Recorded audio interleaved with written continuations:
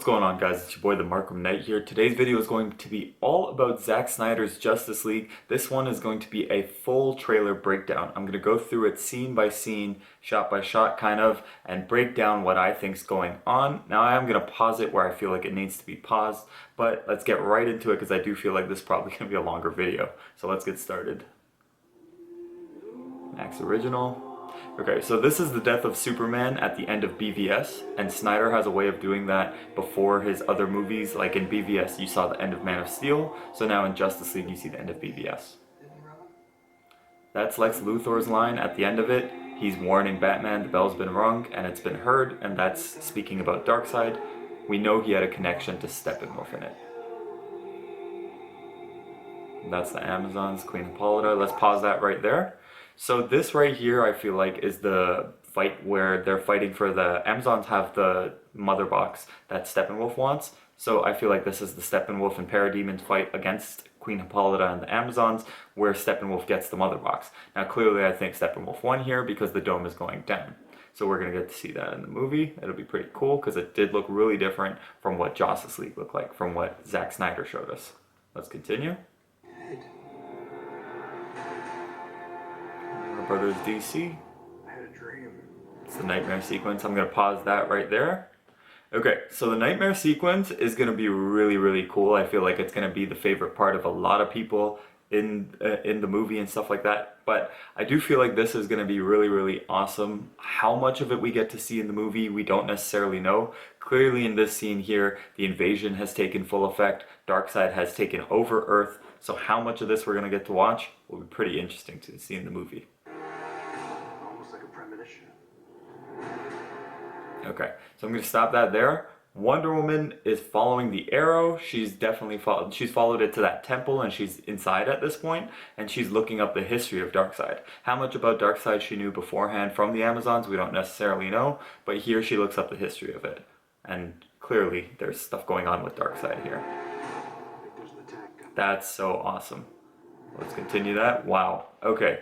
So we got to see a little bit of this in the teaser, but here we get to see that this is fully realized Darkseid with Desaad and Granny Goodness, and all of his people gather around here. He is the Lord of Apokolips. He's basically the king of the new gods for the negative side of it, but Darkseid has all of his, not just his minions here, but he seems to have all of his followers on the planet of Apokolips, and they've gathered around here. Now, my question is this going to be a part of the Knightmare scene, or is this present day? Because it does look like it has the coloring of the Knightmare scene in here. So this might be the Knightmare scene and Darkseid kind of speaking to his people and stuff like that and telling them what they're going to do in the future. But it could also be present day and them getting ready for the invasion of Earth. So let's continue on.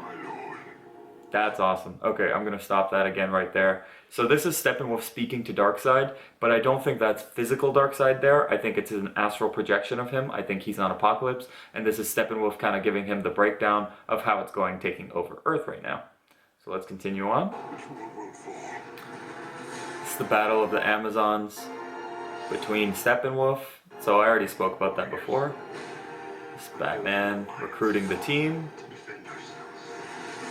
Oh, that was Flash fighting Superman, I think. If you can't bring down the charging bull, then don't wave the red cape at it. I love that analogy. Okay, so the Euxis part, people wondered why, who Darkseid is as Euxis versus Darkseid, and how do you know the difference? So the armored version of Darkseid, I think that's Darkseid fully realized. The one where he doesn't wear his armor and he hits the floor, basically how Steppenwolf hits the floor at a different point, that's basically Euxis in the first battle. In the first battle, they took on Zeus, they took on Ares, some of the Greek gods, but they also took on the Atlanteans and the Amazons and stuff like that. They were fighting all those people, and that was Euxis, not fully realized Darkseid. So now he is fully realized Darkseid, and the difference in the comic books is that the old gods fell. As the old gods died, Darkseid and the new gods took their place, and Darkseid's power grew exponentially. So now I think he's fully realized Darkseid. So that we see where Darkseid swings the axe, I do feel like that's probably just Euxis, and he hasn't reached his full form. So let's continue on here. I like this. This is Jonathan Kent telling Clark as a kid that he needs to figure out the reason why he's there. You get to see some Flash, you get to see some other stuff. That's cool. Okay, I'm gonna stop that right there. So this gave me goosebumps the first time I watched it. This is Superman taking his first flight again. Because in Man of Steel, Superman had a first flight scene, and that was basically Superman being born, him flying for the first time. And this here feels like now Superman is reborn, and him flying again for the second time the same way is him actually being reborn as a good guy and everything like that. So he's no longer messed up in the head fighting the Justice League. This is where he's coming to help. And that's another first flight scene. So that's going to be really cool. I'm pretty sure it's going to give me goosebumps when I watch it in the real movie too. So let's continue on. Cyborg. That's cool. We've seen a lot of that stuff before. Okay, I'm gonna pause that right there. So Flash running, I feel like Flash is running either in the Speed Force or he's running in the Speed Force through time. So I don't know necessarily, because this all looks pretty different. I don't know if Zack Snyder's version of Flash, when he's running, things just look like this to him, but I don't feel like that's the case. I feel like Flash is running through the Speed Force, and he might be running back in time.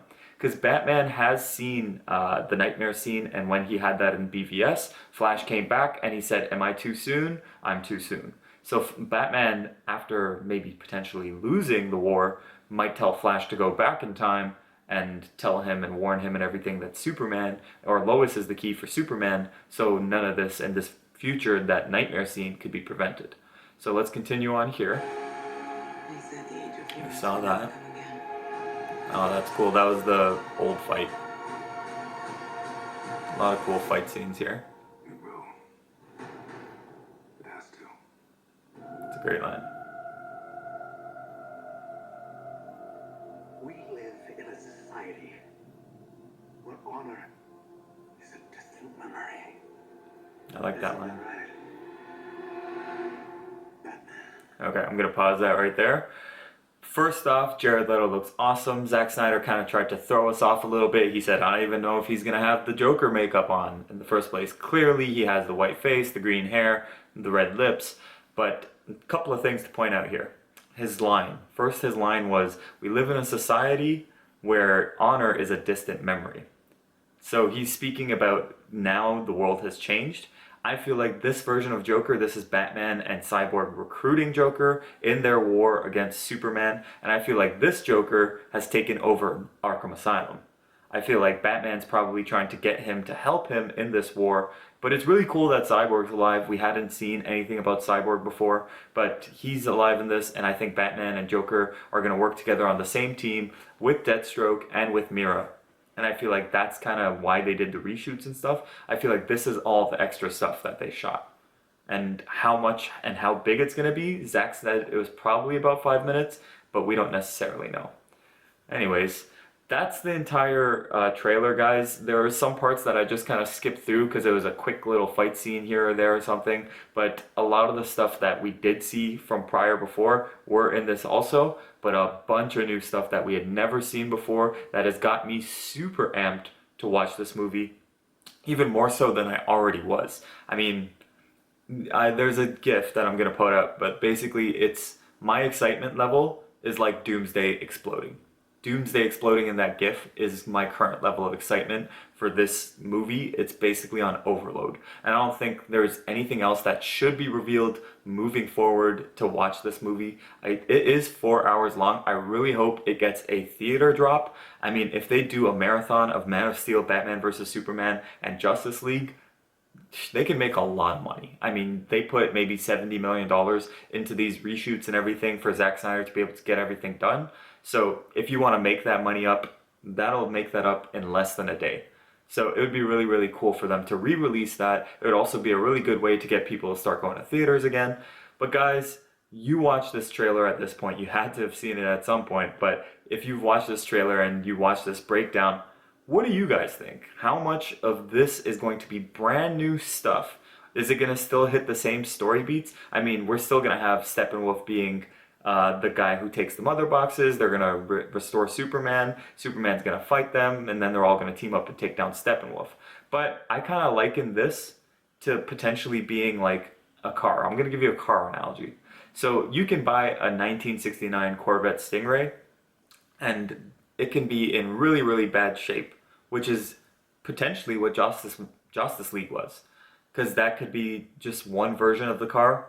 And I was questioning whether or not this is a repaint and a redone. Like, did they pimp out that ride of what Justice League was, or is this just another '69 Stingray Corvette that's clearly in much better condition and operating and clicking on all cylinders?